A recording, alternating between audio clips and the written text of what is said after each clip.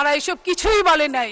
একমাত্র তাদের একটাই কথা, গণভোট। এই ছাড়া তারা আর কিছুই বলতে শিখে নাই। যে কথা বলেছেন মাননীয় প্রধানমন্ত্রী, আজকের মাননীয় প্রধানমন্ত্রী জনাব তারেক রহমান, গণতান্ত্রিক মানবিক অন্তর্ভুক্তিমূলক অর্থনীতির অভিযাত্রা।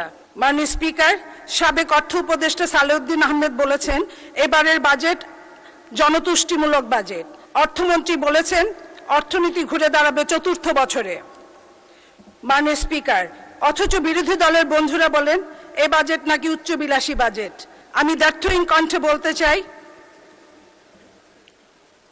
বাস্তবতা স্বপ্ন ছাড়া বাস্তবতা হয় না। মাননীয় স্পিকার, কবি চাঁদকে স্বপ্নে ছুঁয়েছিল বলেই, কবিতা লিখেছিল বলেই বিজ্ঞান চাঁদকে আবিষ্কার করেছিল। মাননীয় স্পিকার, বাংলাদেশ নামক রাষ্ট্র যতবার অন্যায়, নিপীড়ন, নির্যাতন এবং ফ্যাসিস্টের কবলে পড়েছিল, ঠিক ততবারই পরবর্তীতে বিএনপি সরকার রাষ্ট্রীয় ক্ষমতায় এসে রাষ্ট্রকে সফলভাবে পরিচালনা করেছিল। সেই 1975 সালে যখন হেনরি কিসিঞ্জার বলেছিল তলাবিহীন ঝুড়ি বাংলাদেশকে, বাংলাদেশের গণতন্ত্র ছিল না, বাংলাদেশে খাদ্য ছিল না, বাংলাদেশের মানুষ দুর্ভিক্ষে নিপতিত হয়েছিল। 75-এর পরবর্তীতে শহীদ প্রেসিডেন্ট জিয়াউর রহমানের হাত ধরে প্রথম বাজেট চ্যালেঞ্জ মোকাবেলা করেছিলেন উনি, এবং পরবর্তীতে উনি শুধু সফলই হন নাই, বাংলাদেশ থেকে খাদ্য রপ্তানি করেছিলেন এবং খাদ্যে স্বয়ংসম্পন্ন হয়েছিলেন।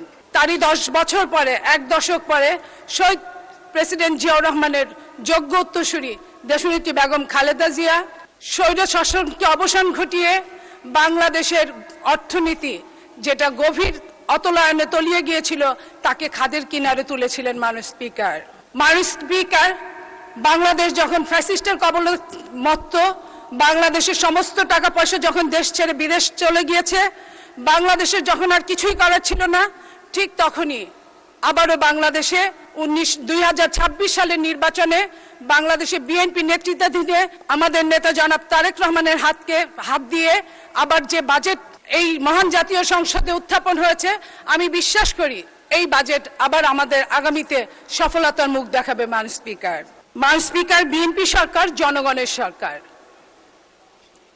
তারা বিশ্বাস করে আব্রাহাম লিঙ্কনের ভাষায়, by the people, of the people and for the people.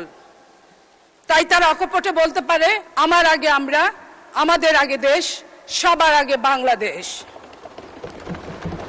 মাননীয় স্পিকার, একটি দেশকে উন্নত করতে হলে সবার আগে যে দেশের জনগণকে সম্পদে রূপান্তরিত করতে হয়, জনগণ সম্পদে পরিণত হলেই আমাদের সেই রাষ্ট্রকে কল্যাণকর রাষ্ট্র বলা হয়। আর এই জন্য শিক্ষার কোনো বিকল্প নাই। মাননীয় স্পিকার, বিখ্যাত ফরাসি সেনাপতি নেপোলিয়ন বলেছিলেন, আমাকে একটা শিক্ষিত মা দাও, আমি তোমাদের শিক্ষিত জাতি দিব। ইসলাম বলেছেন দুলনা থেকে কবর পর্যন্ত জ্ঞান অর্জন করো। রাসূলুল্লাহ সাল্লাল্লাহু আলাইহি ওয়াসাল্লামের উপর কুরআন নাজিলে প্রথম শব্দটি ছিল ইকরা, যার অর্থ হচ্ছে পড়ো। মাননীয় স্পিকার, এখান থেকেই শিক্ষার গুরুত্ব বোঝা যায়। তাই শিক্ষাই যে জাতির মেরুদণ্ড, এবং সেই মেরুদণ্ড শক্ত হলেই শুধুমাত্র সোজা হয়ে দাঁড়ানো যায়। তাই মাননীয় প্রধানমন্ত্রীর নেতৃত্বে বিএনপি সরকার 2026-27 অর্থ বছরে শিক্ষা খাতে বরাদ্দ রেখেছেন 1,36,606 কোটি টাকা। শিক্ষা খাতে সবার আগে গুরুত্ব দিয়ে এত বিপুল বরাদ্দ দেওয়ার জন্য মাননীয় প্রধানমন্ত্রী এবং অর্থমন্ত্রীকে আমি জানাচ্ছি ধন্যবাদ এবং অভিনন্দন। মাননীয় স্পিকার, গত কয়েকদিন আগে বিরোধী দলের একজন সংসদ সদস্য বলেছেন কওমি মাদ্রাসায় নাকি বরাদ্দ দেওয়া হয়নি।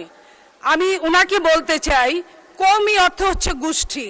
বাংলাদেশ জাতীয়তাবাদী দল কোনো গোষ্ঠীর জন্য, কোনো ব্যক্তির জন্য কাজ করে না।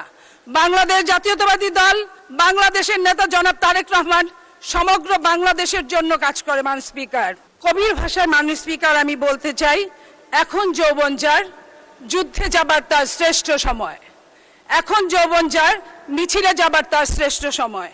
এদেশের তরুণদের আমরা তাদের প্রতি শ্রদ্ধাশীল। সেই 71 সালে, 90 সালে এবং 24 সালের তরুণরা আমাদেরকে যা দিয়েছে এই দেশে, আমরা তাদের প্রতি শ্রদ্ধাশীল।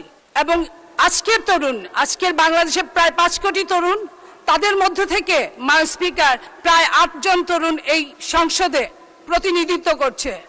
আমরা আশা করেছিলাম এই তরুণদের কাছ থেকে যে এই তরুণরা, সমগ্র তরুণ, যে তরুণরা ব্যাক টু দ্য প্যাভিলিয়ন, 24-এর আন্দোলনে যারা ফিরে গেছে, বিশেষ করে তরুণীরা, তাদের কথা বলবে, তাদের উন্নয়নের কথা বলবে, তাদের ভাগ্যের কথা বলবে, তাদের চাকরির কথা বলবে।